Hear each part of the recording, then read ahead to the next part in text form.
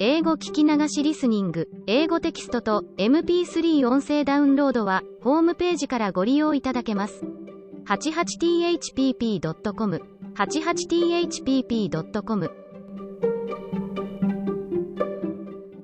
The Adventures of Sherlock Holmes by Arthur Conan Doyle. A Scandal in Bohemia.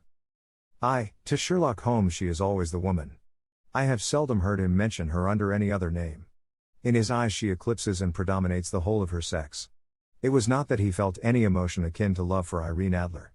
All emotions, and that one particularly, were abhorrent to his cold, precise but admirably balanced mind. He was, I take it, the most perfect reasoning and observing machine that the world has seen, but as a lover he would have placed himself in a false position. He never spoke of the softer passions, save with a jibe and a sneer. They were admirable things for the observer, excellent for drawing the veil from men's motives and actions. But for the trained reasoner to admit such intrusions into his own delicate and finely adjusted temperament was to introduce a distracting factor which might throw a doubt upon all his mental results. Grit in a sensitive instrument, or a crack in one of his own high-power lenses, would not be more disturbing than a strong emotion in a nature such as his. And yet there was but one woman to him, and that woman was the late Irene Adler, of dubious and questionable memory. I had seen little of Holmes lately. My marriage had drifted us away from each other. My own complete happiness, and the home-centered interests which rise up around the man who first finds himself master of his own establishment, were sufficient to absorb all my attention, while Holmes, who loathed every form of society with his whole bohemian soul, remained in our lodgings in Baker Street, buried among his old books, and alternating from week to week between cocaine and ambition, the drowsiness of the drug, and the fierce energy of his own keen nature. He was still, as ever, deeply attracted by the study of crime, and occupied his immense faculties and extraordinary powers of observation in following out those clues, and clearing up those mysteries which had been abandoned as hopeless by the official police. From time to time I heard some vague account of his doings, of his summons to Odessa in the case of the Trepoff murder, of his clearing up of the singular tragedy of the Atkinson brothers at Trincomalee, and finally of the mission which he had accomplished so delicately and successfully for the reigning family of Holland. Beyond these signs of his activity, however, which I merely shared with all the readers of the daily press, I knew little of my former friend and companion. One night, it was on the 20th of March, 1888, I was returning from a journey to a patient, for I had now returned to civil practice, when my way led me through Baker Street. As I passed the well-remembered door, which must always be associated in my mind with my wooing, and with the dark incidents of the Study in Scarlet, I was seized with a keen desire to see Holmes again, and to know how he was employing his extraordinary powers. His rooms were brilliantly lit, and, even as I looked up, I saw his tall, spare figure pass twice in a dark silhouette against the blind. He was pacing the room swiftly, eagerly, with his head sunk upon his chest and his hands clasped behind him. To me, who knew his every mood and habit, his attitude and manner told their own story. He was at work again. He had risen out of his drug-created dreams and was hot upon the scent of some new problem. I rang the bell and was shown up to the chamber which had formerly been in part my own. His manner was not effusive. It seldom was, but he was glad, I think, to see me. With hardly a word spoken, but with a kindly eye, he waved me to an armchair, threw across his case of cigars, and indicated a spirit case and a gasogene in the corner. Then he stood before the fire and looked me over in his singular introspective fashion. "Wedlock suits you," he remarked. "I think, Watson, that you have put on 7.5 pounds since I saw you." 7. I answered. "Indeed, I should have thought a little more. Just a trifle more, I fancy, Watson. And in practice again, I observe. You did not tell me that you intended to go into harness." "Then, how do you know?" "I see it, I deduce it. How do I know that you have been getting yourself very wet lately, and that you have a most clumsy and careless servant girl?" "My dear Holmes," said I, "this is too much. You would certainly have been burned, had you lived a few centuries ago. It is true that I had a country walk on Thursday and came home in a dreadful mess, but as I have changed my clothes I can't imagine how you deduce it. As to Mary Jane, she is incorrigible, and my wife has given her notice, but there, again, I fail to see how you work it out." He chuckled to himself and rubbed his long, nervous hands together. "It is simplicity itself," said he. "My eyes tell me that on the inside of your left shoe, just where the firelight strikes it, the leather is scored by 6 almost parallel cuts. Obviously they have been caused by someone who has very carelessly scraped round the edges of the sole in order to remove crusted mud from it. Hence, you see, my double deduction that you had been out in vile weather, and that you had a particularly malignant boot-slitting specimen of the London slavey. As to your practice, if a gentleman walks into my room smelling of iodoform, with a black mark of nitrate of silver upon his right forefinger, and a bulge on the right side of his top hat to show where he has secreted his stethoscope, I must be dull, indeed, if I do not pronounce him to be an active member of the medical profession. I could not help laughing at the ease with which he explained his process of deduction. When I hear you give your reasons, I remarked, the thing always appears to me to be so ridiculously simple that I could easily do it myself, though at each successive instance of your reasoning I am baffled until you explain your process. And yet I believe that my eyes are as good as yours. Quite so, he answered, lighting a cigarette and throwing himself down into an armchair. You see, but you do not observe. The distinction is clear. For example, you have frequently seen the steps which lead up from the hall to this room. Frequently. How often? Well, some hundreds of times. Then how many are there? How many? I don't know. Quite so. You have not observed. And yet you have seen. That is just my point. Now, I know that there are 17 steps, because I have both seen and observed. By the way, since you are interested in these little problems, and since you are good enough to chronicle one or two of my trifling experiences, you may be interested in this. He threw over a sheet of thick, pink-tinted notepaper which had been lying open upon the table. It came by the last post, said he. Read it aloud. The note was undated, and without either signature or address. There will call upon you tonight, at 7:45, it said, a gentleman who desires to consult you upon a matter of the very deepest moment. Your recent services to one of the royal houses of Europe have shown that you are one who may safely be trusted with matters which are of an importance which can hardly be exaggerated. This account of you we have from all quarters received. Be in your chamber then at that hour, and do not take it amiss if your visitor wear a mask. This is indeed a mystery, I remarked. What do you imagine that it means? I have no data yet. It is a capital mistake to theorize before one has data. Insensibly one begins to twist facts to suit theories, instead of theories to suit facts. But the note itself. What do you deduce from it? I carefully examined the writing, and the paper upon which it was written. The man who wrote it was presumably well-to-do, I remarked, endeavoring to imitate my companion's processes. Such paper could not be bought under £0.50 a packet. It is peculiarly strong and stiff. Peculiar, that is the very word, said Holmes. It is not an English paper at all. Hold it up to the light. I did so, and saw a large E with a small g, a P, and a large G with a small t woven into the texture of the paper. What do you make of that? Asked Holmes. The name of the maker, no doubt, or his monogram, rather. Not at all. The G with the small t stands for Gesellschaft, which is the German for company. It is a customary contraction like our co. P, of course, stands for papier. Now for the egg. Let us glance at our Continental Gazetteer. He took down a heavy brown volume from his shelves.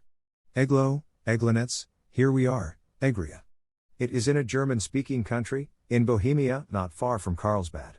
Remarkable as being the scene of the death of Wallenstein, and for its numerous glass factories and paper mills. Ha, my boy, what do you make of that? His eyes sparkled, and he sent up a great blue triumphant cloud from his cigarette. The paper was made in Bohemia, I said. Precisely. And the man who wrote the note is a German.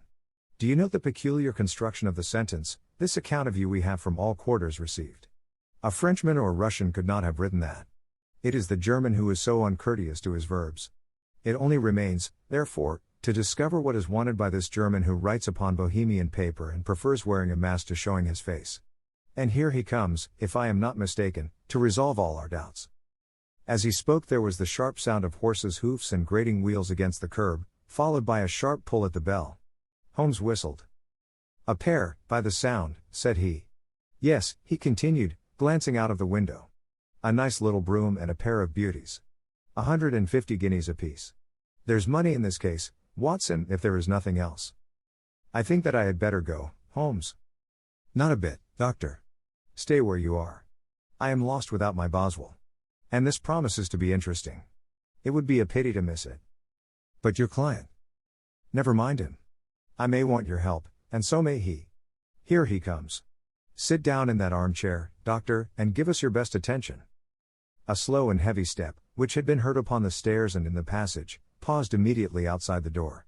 Then there was a loud and authoritative tap. Come in, said Holmes. A man entered who could hardly have been less than 6 feet 6 inches in height, with the chest and limbs of a Hercules. His dress was rich with a richness which would, in England, be looked upon as akin to bad taste. Heavy bands of astrakhan were slashed across the sleeves and fronts of his double-breasted coat, while the deep blue cloak which was thrown over his shoulders was lined with flame-colored silk and secured at the neck with a brooch which consisted of a single flaming barrel. Boots which extended halfway up his calves, and which were trimmed at the tops with rich brown fur, completed the impression of barbaric opulence which was suggested by his whole appearance. He carried a broad-brimmed hat in his hand, while he wore across the upper part of his face, extending down past the cheekbones, a black visored mask, which he had apparently adjusted that very moment, for his hand was still raised to it as he entered. From the lower part of the face he appeared to be a man of strong character, with a thick, hanging lip, and a long, straight chin suggestive of resolution pushed to the length of obstinacy. "You had my note?" he asked with a deep harsh voice and a strongly marked German accent. "I told you that I would call." He looked from one to the other of us, as if uncertain which to address. "Pray take a seat," said Holmes. "This is my friend and colleague, Dr. Watson, who is occasionally good enough to help me in my cases. Whom have I the honor to address?" "You may address me as the Count von Krom, a Bohemian nobleman. I understand that this gentleman, your friend, is a man of honor and discretion, whom I may trust with a matter of the most extreme importance. If not, I should much prefer to communicate with you alone." I rose to go, but Holmes caught me by the wrist and pushed me back into my chair. "It is both, or none," said he. "You may say before this gentleman anything which you may say to me." The Count shrugged his broad shoulders. "Then I must begin," said he, "by binding you both to absolute secrecy for 2 years. At the end of that time the matter will be of no importance. At present it is not too much to say that it is of such weight it may have an influence upon European history." "I promise," said Holmes. "And I." "You will excuse this mask," continued our strange visitor. "The august person who employs me wishes his agent to be unknown to you, and I may confess at once that the title by which I have just called myself is not exactly my own." "I was aware of it," said Holmes dryly. "The circumstances are of great delicacy, and every precaution has to be taken to quench what might grow to be an immense scandal and seriously compromise one of the reigning families of Europe. To speak plainly, the matter implicates the great house of Ormstein, hereditary kings of Bohemia." "I was also aware of that," murmured Holmes, settling himself down in his armchair and closing his eyes. Our visitor glanced with some apparent surprise at the languid, lounging figure of the man who had been no doubt depicted to him as the most incisive reasoner and most energetic agent in Europe. Holmes slowly reopened his eyes and looked impatiently at his gigantic client. "If your Majesty would condescend to state your case," he remarked, "I should be better able to advise you." The man sprang from his chair and paced up and down the room in uncontrollable agitation. Then, with a gesture of desperation, he tore the mask from his face and hurled it upon the ground. "You are right," he cried, "I am the king. Why should I attempt to conceal it?" "Why, indeed?" murmured Holmes. "Your Majesty had not spoken before I was aware that I was addressing Wilhelm Gottsreich Sigismund von Ormstein, Grand Duke of Kassel-Felstein, and hereditary King of Bohemia." "But you can understand," said our strange visitor, sitting down once more and passing his hand over his high white forehead, "you can understand that I am not accustomed to doing such business in my own person.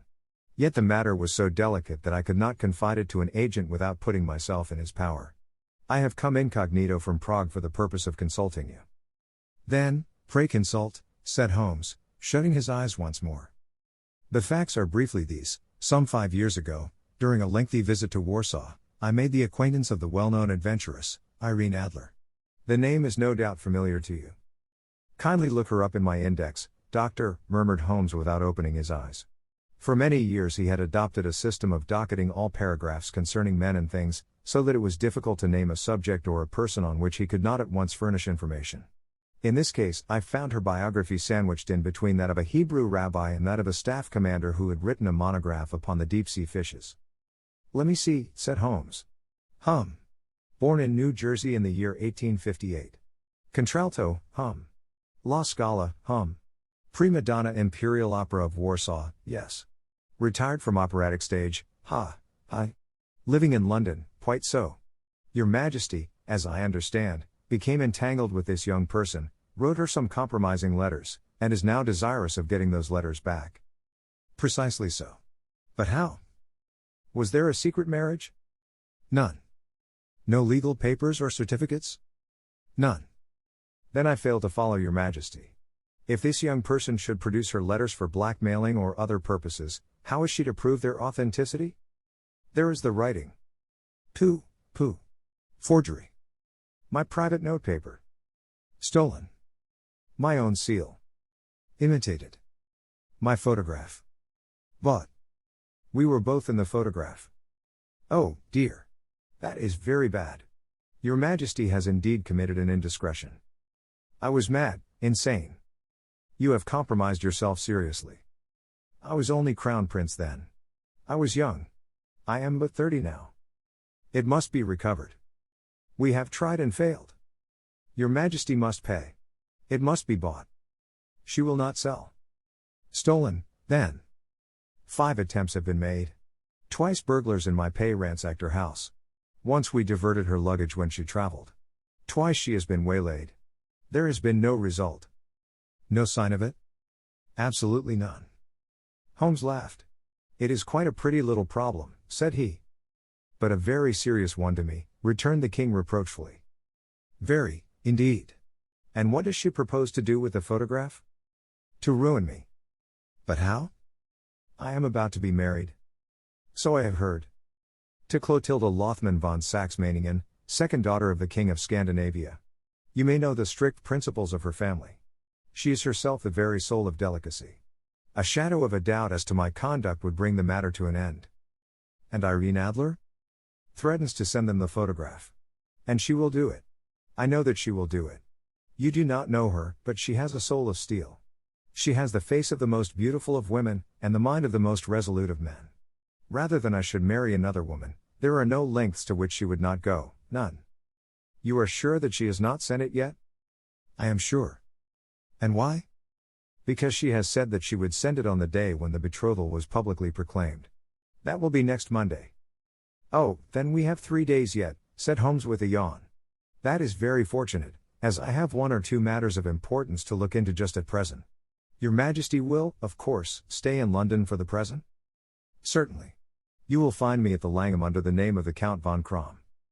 Then I shall drop you a line to let you know how we progress. Pray do so. I shall be all anxiety. Then, as to money? You have carte blanche. Absolutely? I tell you that I would give one of the provinces of my kingdom to have that photograph. And for present expenses? The king took a heavy chamois leather bag from under his cloak and laid it on the table. There are £300 in gold and 700 in notes, he said.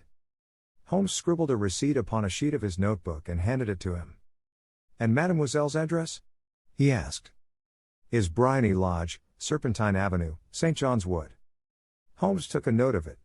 One other question, said he. Was the photograph a cabinet? It was. Then, good night, Your Majesty, and I trust that we shall soon have some good news for you.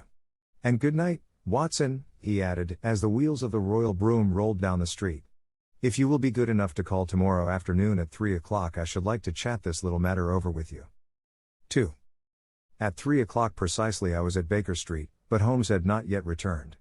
The landlady informed me that he had left the house shortly after 8 o'clock in the morning. I sat down beside the fire, however, with the intention of awaiting him, however long he might be. I was already deeply interested in his inquiry, for, though it was surrounded by none of the grim and strange features which were associated with the 2 crimes which I have already recorded, still, the nature of the case and the exalted station of his client gave it a character of its own. Indeed, apart from the nature of the investigation which my friend had on hand, there was something in his masterly grasp of a situation, and his keen, incisive reasoning, which made it a pleasure to me to study his system of work, and to follow the quick, subtle methods by which he disentangled the most inextricable mysteries. So accustomed was I to his invariable success that the very possibility of his failing had ceased to enter into my head. It was close upon 4 before the door opened, and a drunken-looking groom, ill-kempt and side-whiskered, with an inflamed face and disreputable clothes, walked into the room. Accustomed as I was to my friend's amazing powers in the use of disguises, I had to look 3 times before I was certain that it was indeed he. With a nod he vanished into the bedroom, whence he emerged in 5 minutes tweed-suited and respectable, as of old. Putting his hands into his pockets, he stretched out his legs in front of the fire and laughed heartily for some minutes. Well, really? He cried, and then he choked and laughed again until he was obliged to lie back, limp and helpless, in the chair. What is it? It's quite too funny. I am sure you could never guess how I employed my morning, or what I ended by doing. I can't imagine. I suppose that you have been watching The Habits, and perhaps The House, of Miss Irene Adler. Quite so, but the sequel was rather unusual. I will tell you, however. I left the house a little after 8 o'clock this morning in the character of a groom out of work. There is a wonderful sympathy and freemasonry among horsey men. Be one of them, and you will know all that there is to know. I soon found Bryony Lodge. It is a bijou villa, with a garden at the back, but built out in front right up to the road, 2 stories. Chubb lock to the door. Large sitting room on the right side, well furnished, with long windows almost to the floor, and those preposterous English window fasteners which a child could open. Behind there was nothing remarkable, save that the passage window could be reached from the top of the coach house. I walked round it and examined it closely from every point of view, but without noting anything else of interest. I then lounged down the street and found, as I expected, that there was a mews in a lane which runs down by one wall of the garden. I lent the ostlers a hand in rubbing down their horses, and received in exchange 2pence, a glass of half and half, 2 fills of shag tobacco, and as much information as I could desire about Miss Adler, to say nothing of half a dozen other people in the neighborhood in whom I was not in the least interested, but whose biographies I was compelled to listen to. And what of Irene Adler? I asked. Oh, she has turned all the men's heads down in that part. She is the daintiest thing under a bonnet on this planet. So say the Serpentine Mews, to a man. She lives quietly, sings at concerts, drives out at 5 every day, and returns at 7 sharp for dinner. Seldom goes out at other times, except when she sings. Has only one male visitor, but a good deal of him. He is dark, handsome, and dashing, never calls less than once a day, and often twice. He is a Mr. Godfrey Norton, of the Inner Temple. See the advantages of a cabman as a confidant. They had driven him home a dozen times from Serpentine Mews, and knew all about him. When I had listened to all they had to tell, I began to walk up and down near Bryony Lodge once more, and to think over my plan of campaign. This Godfrey Norton was evidently an important factor in the matter. He was a lawyer. That sounded ominous. What was the relation between them, and what the object of his repeated visits? Was she his client, his friend, or his mistress? If the former, she had probably transferred the photograph to his keeping. If the latter, it was less likely. On the issue of this question depended whether I should continue my work at Bryony Lodge, or turn my attention to the gentlemen's chambers in the temple. It was a delicate point, and it widened the field of my inquiry. I fear that I bore you with these details, but I have to let you see my little difficulties, if you are to understand the situation. I am following you closely, I answered. I was still balancing the matter in my mind when a hansom cab drove up to Bryony Lodge, and a gentleman sprang out. He was a remarkably handsome man, dark, aquiline, and mustached, evidently the man of whom I had heard. He appeared to be in a great hurry, shouted to the cabman to wait, and brushed past the maid who opened the door with the air of a man who was thoroughly at home. He was in the house about half an hour, and I could catch glimpses of him in the windows of the sitting room, pacing up and down, talking excitedly, and waving his arms. Of her I could see nothing. Presently he emerged, looking even more flurried than before. As he stepped up to the cab, he pulled a gold watch from his pocket and looked at it earnestly. "Drive like the devil," he shouted, "first to Gross and Hankey's in Regent Street, and then to the Church of St. Monica in the Edgware Road. Half a guinea if you do it in 20 minutes. Away they went, and I was just wondering whether I should not do well to follow them when up the lane came a neat little landau, the coachman with his coat only half buttoned, and his tie under his ear, while all the tags of his harness were sticking out of the buckles. It hadn't pulled up before she shot out of the hall door and into it. I only caught a glimpse of her at the moment, but she was a lovely woman, with a face that a man might die for. "The Church of St. Monica, John," she cried, "and half a sovereign if you reach it in 20 minutes. This was quite too good to lose, Watson. I was just balancing whether I should run for it, or whether I should perch behind her landau when a cab came through the street. The driver looked twice at such a shabby fare, but I jumped in before he could object. "The Church of St. Monica," said I, "and half a sovereign if you reach it in 20 minutes. It was 25 minutes to 12, and of course it was clear enough what was in the wind. My cabby drove fast. I don't think I ever drove faster, but the others were there before us. The cab and the landau with their steaming horses were in front of the door when I arrived. I paid the man and hurried into the church. There was not a soul there save the two whom I had followed and a surpliced clergyman, who seemed to be expostulating with them. They were all three standing in a knot in front of the altar. I lounged up the side aisle like any other idler who has dropped into a church. Suddenly, to my surprise, The three at the altar faced round to me, and Godfrey Norton came running as hard as he could towards me. "Thank God," he cried. "You'll do. Come. Come." "What then?" I asked. "Come, man, come, only 3 minutes, or it won't be legal." I was half dragged up to the altar, and before I knew where I was I found myself mumbling responses which were whispered in my ear, and vouching for things of which I knew nothing, and generally assisting in the secure tying up of Irene Adler, spinster, to Godfrey Norton, bachelor. It was all done in an instant, and there was the gentleman thanking me on the one side and the lady on the other, while the clergyman beamed on me in front. It was the most preposterous position in which I ever found myself in my life, and it was the thought of it that started me laughing just now. It seems that there had been some informality about their license, that the clergyman absolutely refused to marry them without a witness of some sort, and at my lucky appearance saved the bridegroom from having to sally out into the streets in search of a best man. The bride gave me a sovereign, and I mean to wear it on my watch chain in memory of the occasion. "This is a very unexpected turn of affairs," said I, "and what then?" Well, I found my plans very seriously menaced.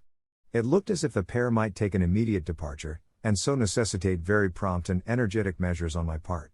At the church door, however, they separated, he driving back to the temple, and she to her own house.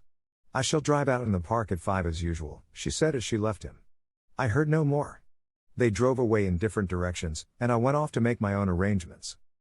"Which are?" "Some cold beef and a glass of beer," he answered, ringing the bell. "I have been too busy to think of food, and I am likely to be busier still this evening. By the way, Doctor, I shall want your cooperation." "I shall be delighted." "You don't mind breaking the law?" "Not in the least." "Nor running a chance of arrest?" "Not in a good cause." "Oh, the cause is excellent." "Then I am your man." "I was sure that I might rely on you." "But what is it you wish?" "When Mrs. Turner has brought in the tray I will make it clear to you. Now," he said as he turned hungrily on the simple fare that our landlady had provided, "I must discuss it while I eat, for I have not much time. It is nearly 5 now. In 2 hours we must be on the scene of action. Miss Irene, or Madam, rather, returns from her drive at 7. We must be at Bryony Lodge to meet her." "And what then?" "You must leave that to me. I have already arranged what is to occur. There is only one point on which I must insist. You must not interfere, come what may. You understand?" "I am to be neutral?" "To do nothing whatever. There will probably be some small unpleasantness. Do not join in it. It will end in my being conveyed into the house. 4 or 5 minutes afterwards the sitting room window will open. You are to station yourself close to that open window." "Yes." "You are to watch me, for I will be visible to you." "Yes." "And when I raise my hand, so, you will throw into the room what I give you to throw, and will, at the same time, raise the cry of fire. You quite follow me?" "Entirely." "It is nothing very formidable," he said, taking a long cigar-shaped roll from his pocket. "It is an ordinary plumber's smoke rocket, fitted with a cap at either end to make it self-lighting. Your task is confined to that. When you raise your cry of fire, it will be taken up by quite a number of people. You may then walk to the end of the street, and I will rejoin you in 10 minutes. I hope that I have made myself clear. I am to remain neutral, to get near the window, to watch you, and at the signal to throw in this object, then to raise the cry of fire, and to wait you at the corner of the street." "Precisely." "Then you may entirely rely on me." "That is excellent. I think, perhaps, it is almost time that I prepare for the new role I have to play." He disappeared into his bedroom and returned in a few minutes in the character of an amiable and simple-minded nonconformist clergyman. His broad black hat, his baggy trousers, his white tie, his sympathetic smile, and general look of peering and benevolent curiosity were such as Mr. John Hare alone could have equaled. It was not merely that Holmes changed his costume. His expression, his manner, his very soul seemed to vary with every fresh part that he assumed.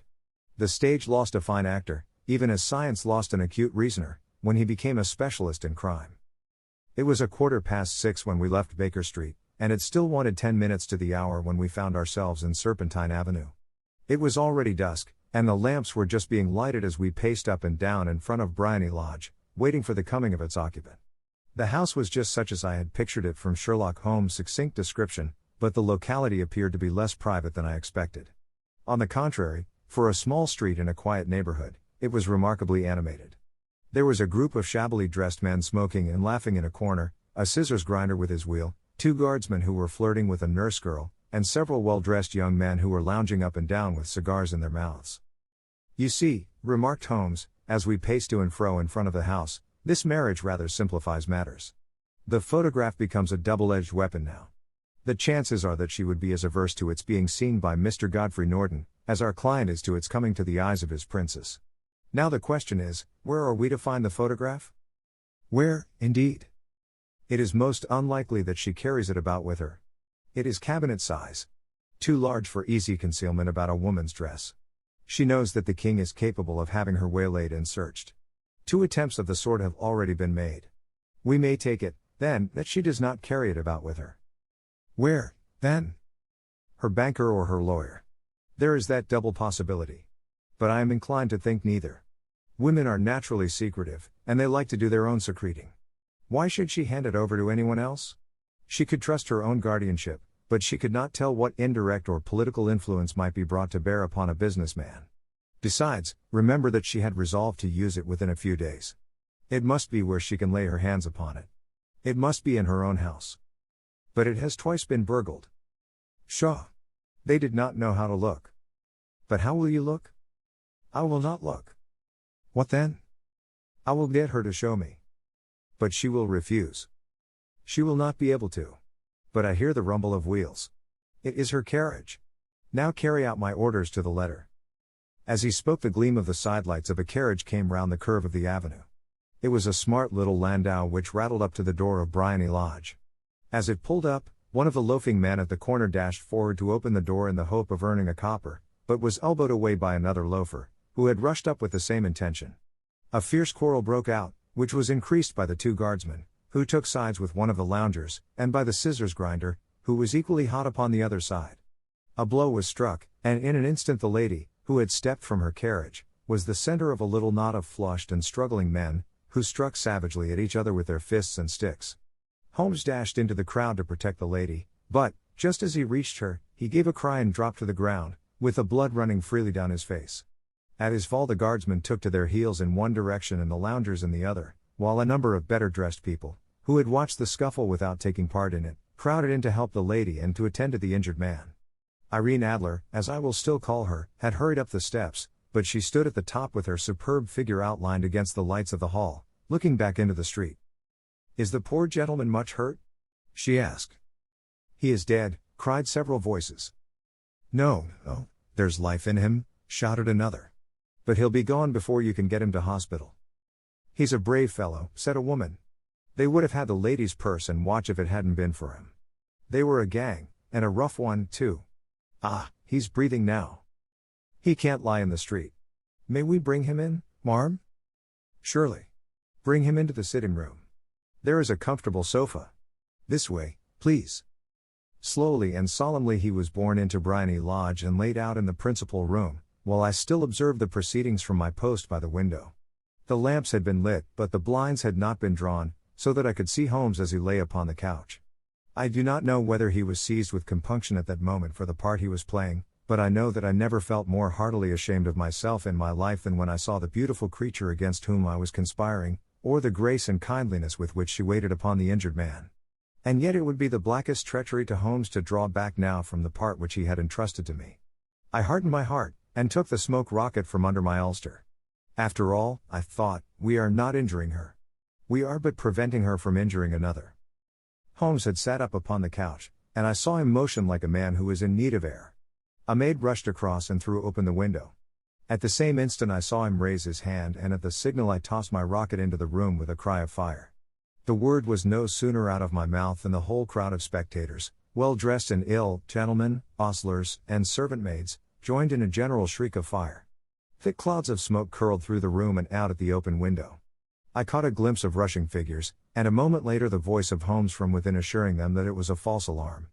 Slipping through the shouting crowd, I made my way to the corner of the street, and in 10 minutes was rejoiced to find my friend's arm in mine, and to get away from the scene of uproar.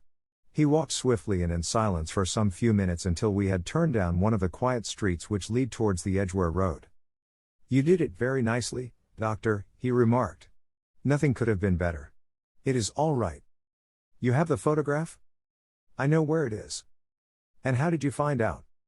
"She showed me, as I told you she would. I am still in the dark.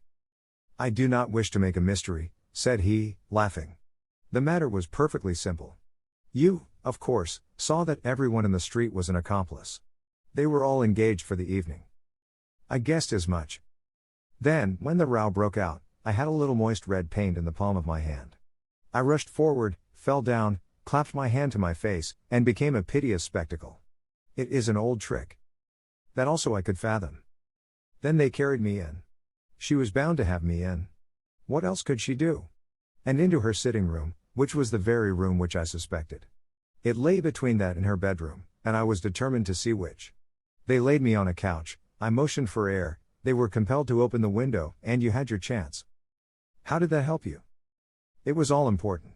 When a woman thinks that her house is on fire, her instinct is at once to rush to the thing which she values most. It is a perfectly overpowering impulse, and I have more than once taken advantage of it. In the case of the Darlington substitution scandal it was of use to me, and also in the Arnsworth Castle business. A married woman grabs at her baby, an unmarried one reaches for her jewel box. Now it was clear to me that Our Lady of today had nothing in the house more precious to her than what we are in quest of. She would rush to secure it. The alarm of fire was admirably done. The smoke and shouting were enough to shake nerves of steel. She responded beautifully. The photograph is in a recess behind a sliding panel just above the right bell pull. She was there in an instant, and I caught a glimpse of it as she half drew it out. When I cried out that it was a false alarm, she replaced it, glanced at the rocket, rushed from the room, and I have not seen her since. I rose, and, making my excuses, escaped from the house. I hesitated whether to attempt to secure the photograph at once, but the coachman had come in, and as he was watching me narrowly, it seemed safer to wait. A little over-precipitance may ruin all. And now? I asked. Our quest is practically finished. I shall call with the king tomorrow, and with you, if you care to come with us. We will be shown into the sitting room to wait for the lady, but it is probable that when she comes she may find neither us nor the photograph. It might be a satisfaction to His Majesty to regain it with his own hands. And when will you call? At 8 in the morning. She will not be up, so that we shall have a clear field. Besides, we must be prompt, for this marriage may mean a complete change in her life and habits. I must wire to the king without delay. We had reached Baker Street and had stopped at the door. He was searching his pockets for the key when someone passing said, "Good night, Mr. Sherlock Holmes." There were several people on the pavement at the time, but the greeting appeared to come from a slim youth in an ulster who had hurried by. "I've heard that voice before," said Holmes, staring down the dimly lit street. "Now, I wonder who the deuce that could have been." 3. I slept at Baker Street that night, and we were engaged upon our toast and coffee in the morning when the King of Bohemia rushed into the room. "You have really got it," he cried, grasping Sherlock Holmes by either shoulder and looking eagerly into his face. "Not yet. But you have hopes?" "I have hopes." "Then, come. I am all impatience to be gone." "We must have a cab." "No, my brougham is waiting." "Then that will simplify matters." We descended and started off once more for Bryony Lodge. "Irene Adler is married," remarked Holmes. "Married? When?" "Yesterday." "But to whom?" "To an English lawyer named Norton." "But she could not love him." "I am in hopes that she does." "And why in hopes?" "Because it would spare your Majesty all fear of future annoyance. If the lady loves her husband, she does not love your Majesty. If she does not love your Majesty, there is no reason why she should interfere with your Majesty's plan." "It is true. And yet. Well. I wish she had been of my own station. What a queen she would have made." He relapsed into a moody silence, which was not broken until we drew up in Serpentine Avenue. The door of Bryony Lodge was open, and an elderly woman stood upon the steps. She watched us with a sardonic eye as we stepped from the brougham. "Mr. Sherlock Holmes, I believe?" said she. "I am Mr. Holmes," answered my companion, looking at her with a questioning and rather startled gaze. "Indeed.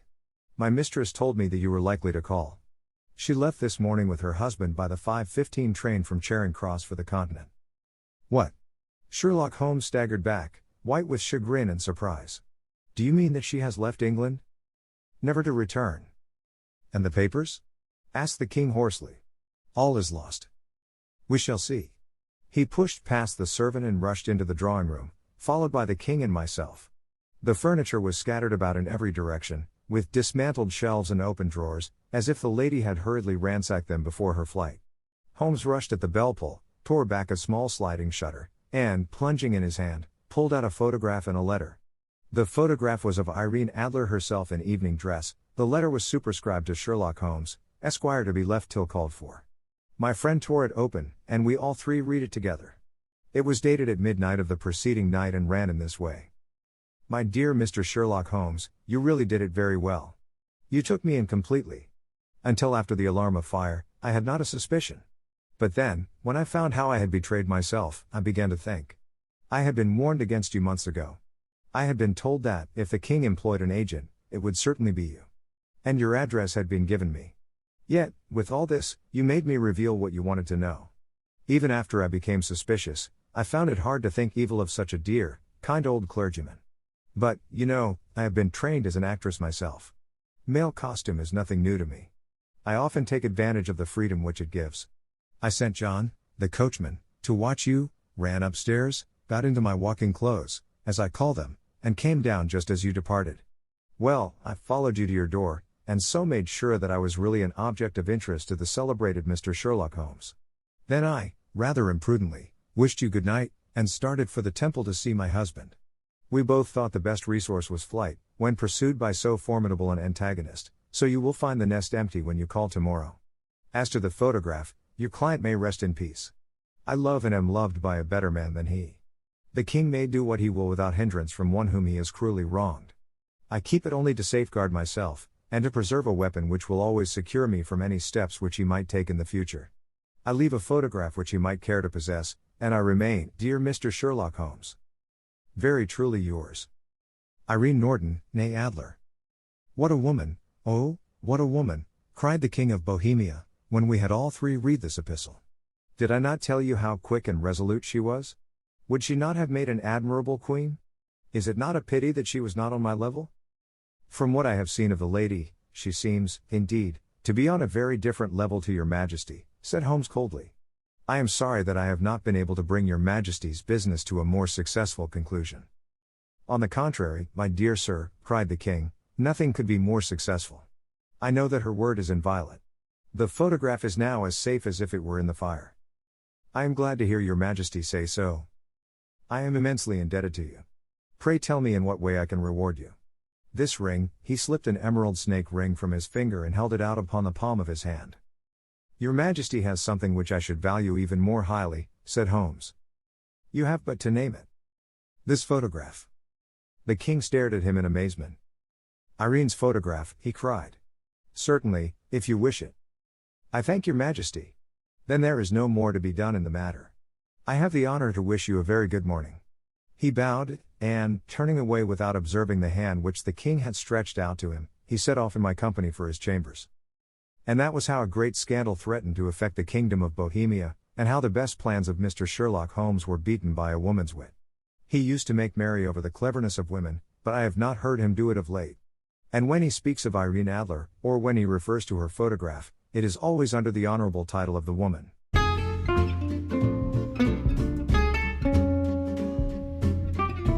英語聞き流しリスニング、英語テキストと MP3 ダウンロード、その他の物語はホームページからお聞きいただけます。88thpp.com 88thpp.com